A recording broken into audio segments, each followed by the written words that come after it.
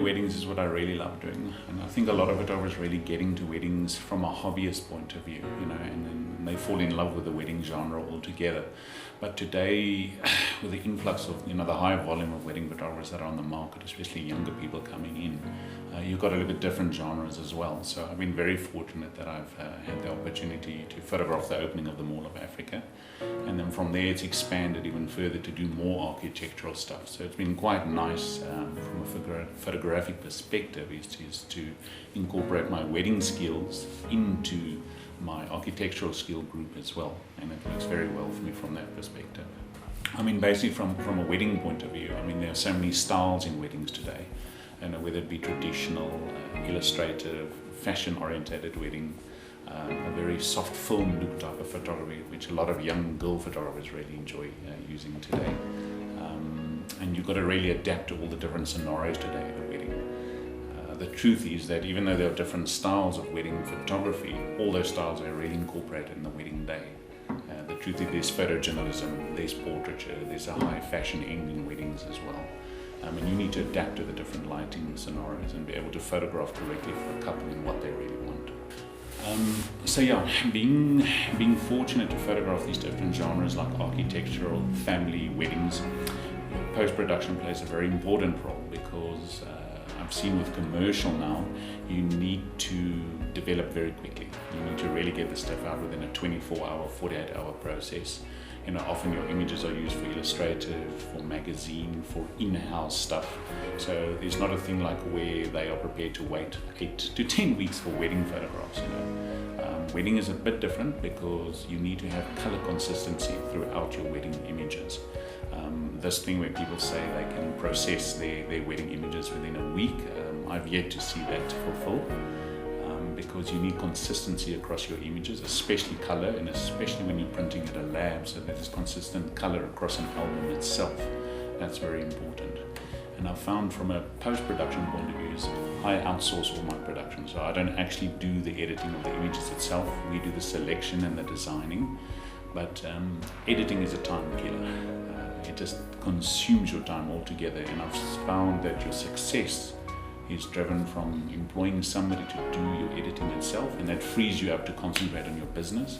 It frees you up to explore your photographic technicalities, and also to bring the best out in your work. Because if you're bogged down with editing, as I said, it's a real time killer, and it can kill your creativity as well. If you start shooting volume work, you're not going to have the time to sit in front of your computer all week, just editing.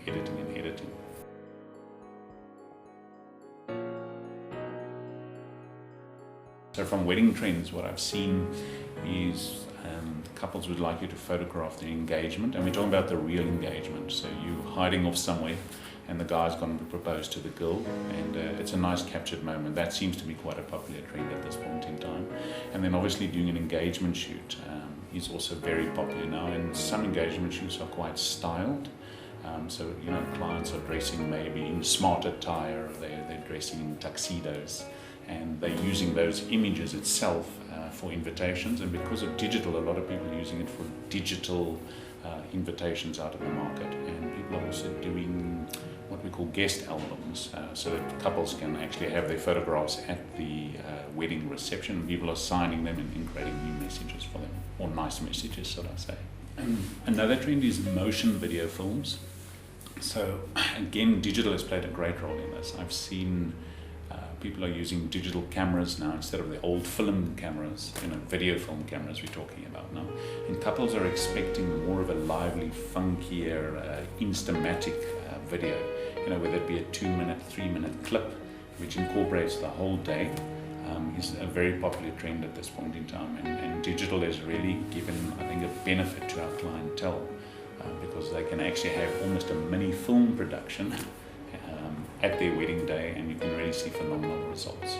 Another trend that I haven't really seen in South Africa, I had a client from Texas, America, marrying a South African guy, and she wanted bridal portraits before her wedding day.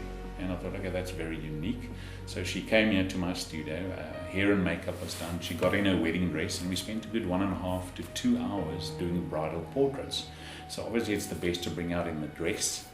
It's to also obviously assist her with the posing as well. But what I didn't realize is that these brides take these images and they print them on large canvases, and they actually hand it to their parents on the wedding day. So when we actually shot this wedding at Zorgvliet in Cape Town, the girl had 2 or 3 beautifully printed images that we'd done for her, and she had handed it to her parents as a gift, and there was also 1 or 2 in the reception area. And I thought it was quite a nice thing to do, and it's something I haven't really seen being done here amongst South African couples, but I would really encourage it because it's quite complimentary for the families when they see those images. Another popular trend is the dreamy film look. That is basically a very popular look amongst girls. It's what they call a really white look. What we're finding is the girls and the guys that are going for this trend is the photographers are using very shallow depth of field. So the primary lens would be a 50mm, an 85mm, a very unsaturated look, minimal depth of field, a very blurry type of look, very clean and white images, and very stylized. It's not for everybody, but it's a popular trend, and I can see it still carrying on for a very, very long time. So popular trend now is a first look, which is basically the dad seeing his daughter for the first time.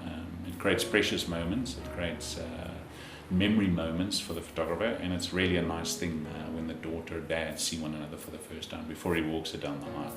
So yeah, another trend which is very popular is photo booths. So obviously it derived from the old photo booth styles that you used to get, I think, at shopping centres. You used to get in a little kiosk and do a photograph and get a printout for you. It's obviously been taken a lot further today. The other day I was at a wedding where a guy had converted an old station wagon combi and the whole photo booth was in the combi. So he drove up to the venue right in front of the reception doors, and you got into the combi and you photographed your photo booth inside the combi, and it created quite a lovely atmosphere.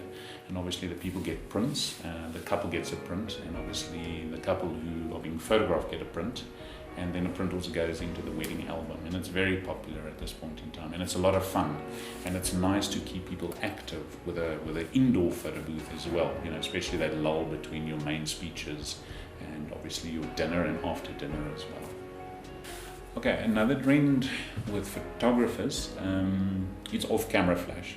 I mean, flash units have become so mobile today. The off-camera flash world has exploded from a business point of view.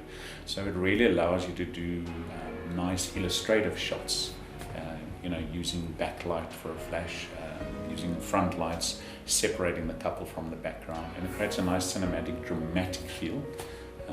But you need 1 or 2 assistants. You can't do it on your own. If you're going to try and do off-camera flash on your own and run from one end to the other, adjusting your lighting, adjusting your umbrellas, and the wind picks up, it becomes a real slow process. So the off-camera flash thing is very beneficial, but if you're very much a natural light shooter, you're not going to have time to do it.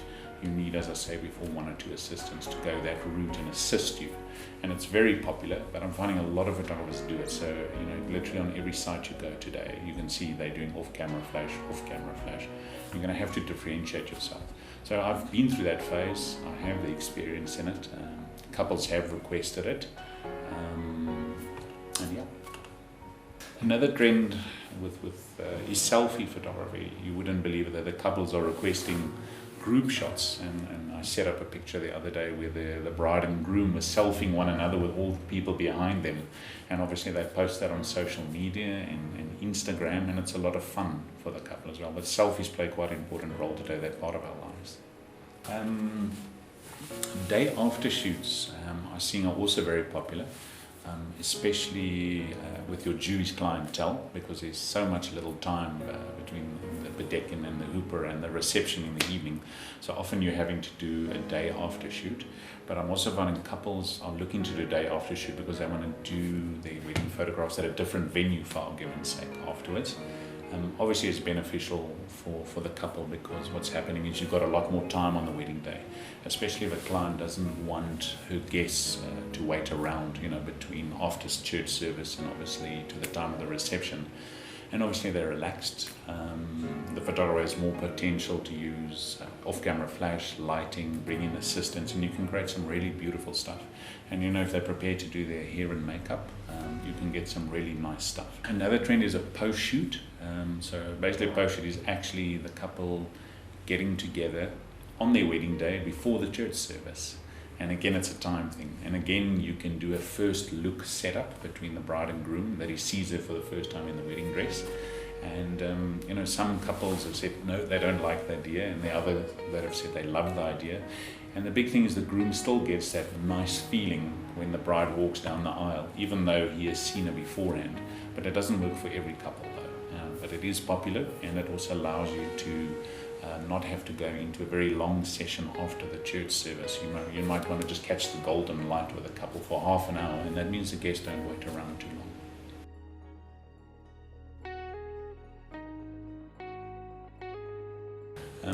I think with social media, Instagram is becoming more and more popular at weddings. People are sending out hashtags in their emails, or your master of ceremonies is announcing it. So there seems to be this strong trend towards social media, letting family and friends know how your wedding day has gone, doing little snippets, especially with Instagram, and especially for family who are living abroad. It's nice for them to actually see the day unfold, but they might not be there because they are living, far away at the end of the day.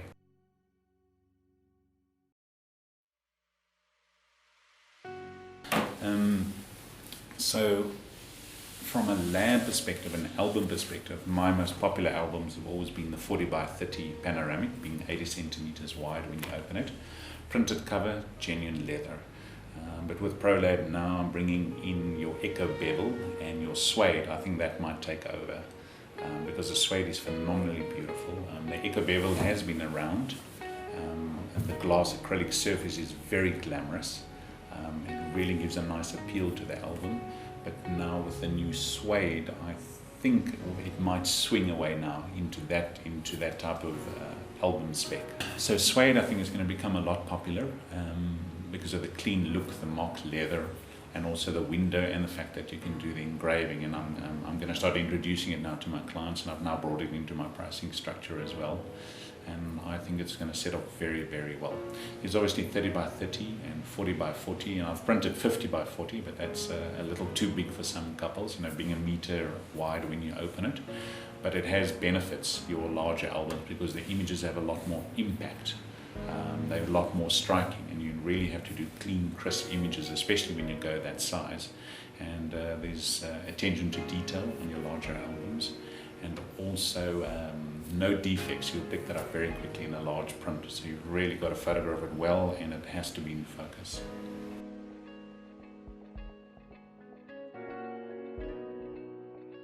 I've been with Prolab, as I said, for many years. I've tried various labs, but what's been a great benefit now with Prolab is obviously their online software. It allows me to upload my album, it allows me to track my album, it allows me to see where in production my actual album is, and it's made it a lot more easy and a lot more convenient. The quality control is fantastic at this point in time. The relationships we're building up with the lab is also very good, and it's nice to actually meet the faces behind the telephone. It's nice to meet them and see what's actually happening. I think it's very important. From a clientele perspective, remember, is that they don't see the lab, they just see you, the photographer, you, the face. So if anything goes wrong with the album, you are the first point of contact.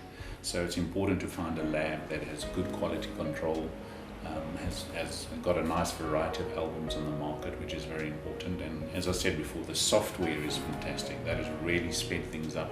And the turnaround time with the lab is also phenomenal at this point in time, and the fact that they deliver directly to the clientele as well, which makes it a lot easier for a photographer who's sort of outside the mainstream city area. So what's nice about Prolab as well is the fact that they're often at Photokina, is that the right one? Photokina. And obviously bringing across new products and actually involving photographers and asking what is their opinion on the new products. And it's nice because the norm has always been sort of a full leather cover range or a printed cover range. And now you're offering a new type of album finish, and you're incorporating fine art paper, You're incorporating metallic paper, you're incorporating matte and gloss pages, so you're giving a nice variety to most clientele. You're offering the gesso range, which is really nice as well, and you're offering different sizes of albums, which is really good as well.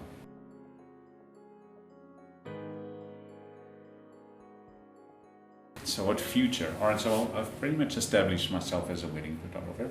I also do a fair amount of family photography as well, which I enjoy. But I've really started delving now more into commercial, corporate, and especially architectural photography. So it's been a great benefit being the photographer for the opening of the Mall of Africa, and that has resulted in several new architectural jobs. And I've enjoyed it. I've bought all the relevant equipment for it. I'm learning new things.